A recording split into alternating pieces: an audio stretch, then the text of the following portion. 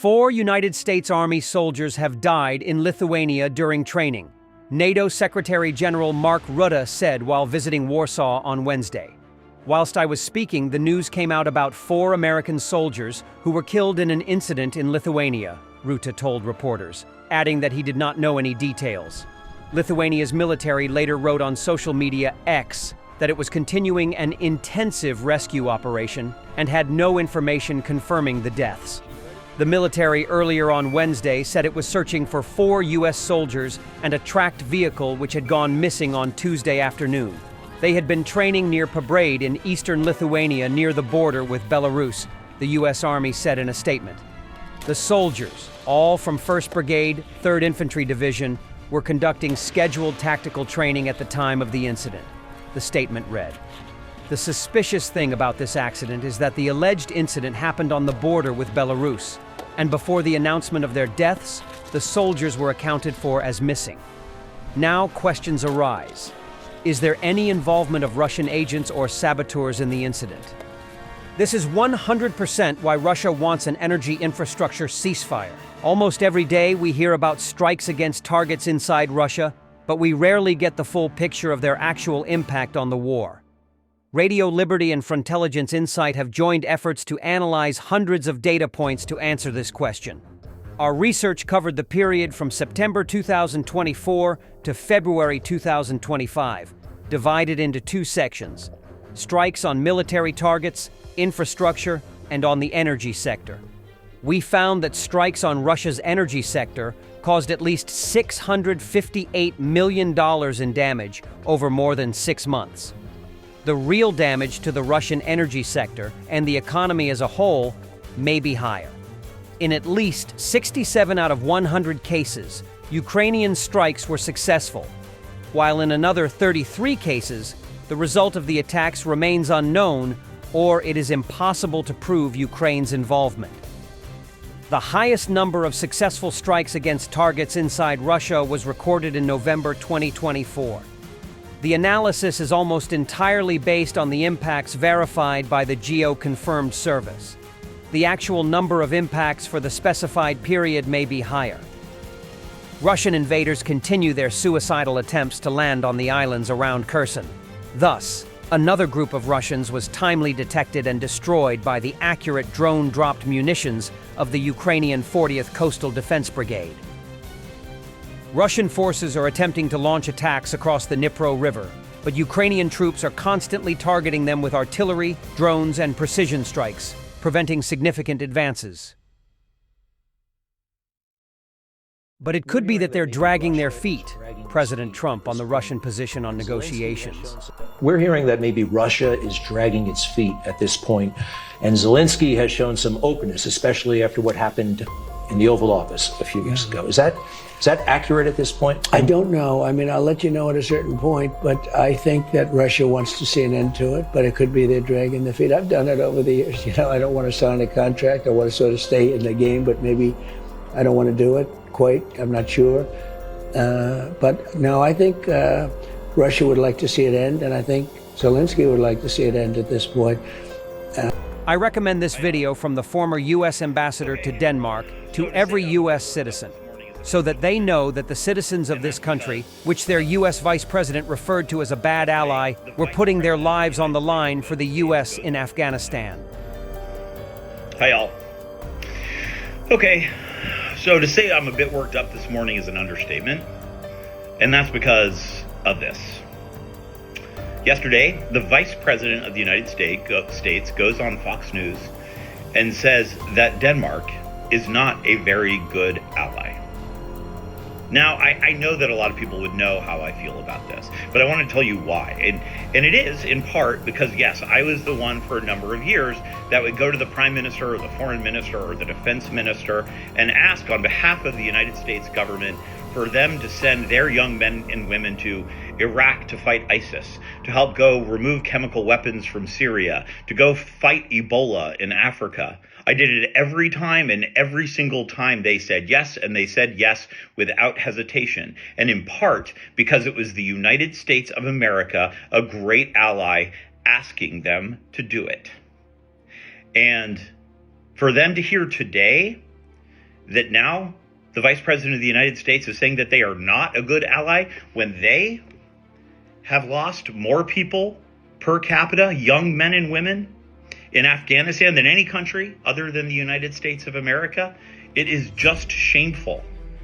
I have been to these funerals. I've heard stories of young men who've had their legs blown off by IEDs in Afghanistan, of young men who've had to go through numerous surgeries and now live in constant pain because of something that happened to them on the battlefield. For them and their families to now hear the Vice President talk like this is just heartbreaking.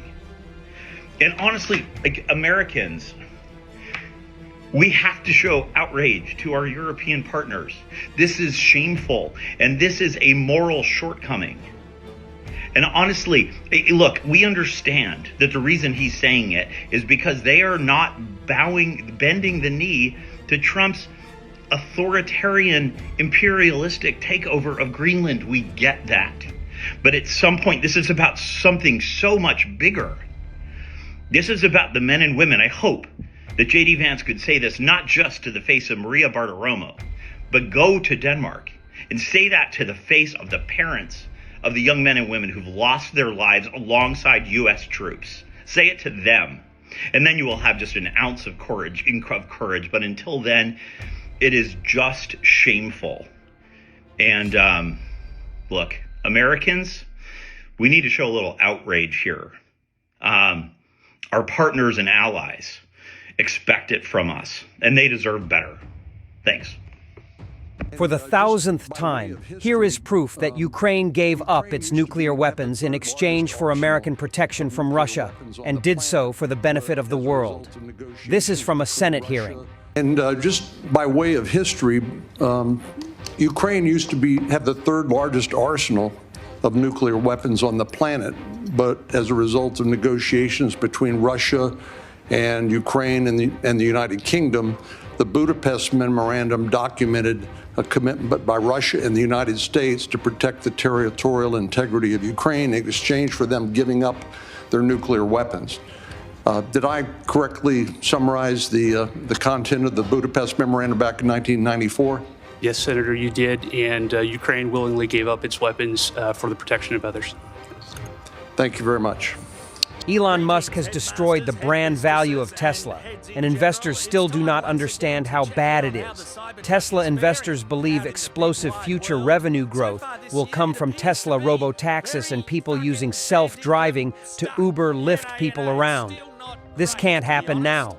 If Teslas are driving themselves around, then people will start saving their own dog's excrement in bags just so they can dump and leave it inside a Tesla if they have to take one from a ride-sharing app. People hate these cars now because of Elon. Greetings, headmasters, headmistresses, and heads in general. It's time once again to check in on how the Cybertruck is faring out in the big wide world. So far this year, it appears to be very fucking fair dinkum stuck. Yeah, it's still not great, to be honest. There's a whole bunch of old sedans cruising by it easily in the snow, whereas the Cybertruck, well, it's good that it has a clean windscreen. Squeaky clean. Crikey, look at these Cybertrucks. Dependent on the big truck to get around, it's giving them a one-way ticket to destination cucked. These fellas are standing on their cuck sand dune. They had to hop out and watch a Rivian do all the work to free their mates' shitty bang purchase. Is that emergency services on the scene? That is arguably a waste of taxpayer money. This one isn't even off-road. It's largely on-road and still got stuck. Oh, this is the dystopian future I was promised. Cybertrucks have been getting hit with a lot of graffiti. Here is some cyber graffiti now. It says cheater. That is likely targeted messaging about the driver himself and less a reaction to the brand in 2025. To be slightly fair. Here's the first ever Cybertruck in Slovakia. He immediately tried to test it out in Wade mode and regretted it. Surely it can't be that bad. Come on, mate. Surely you can take this puddle. There we go. That's more like it. That's what we expected from the future of trucking. And wait, hang on. No. No, don't tell me. No, come on, this is the world's tiniest puddle. I am feeling empathy for Cybertruck owners as a previous Model 3 wanker. Here's someone using the truck's flat, modern design as a projector to mock that driver for their shitty bang purchase.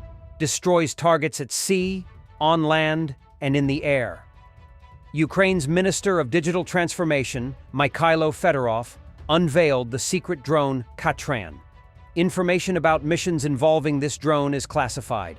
It is equipped with torpedoes, a minigun, a machine gun, manpads, and other weaponry, and it can cover a distance of over 1,000 kilometers.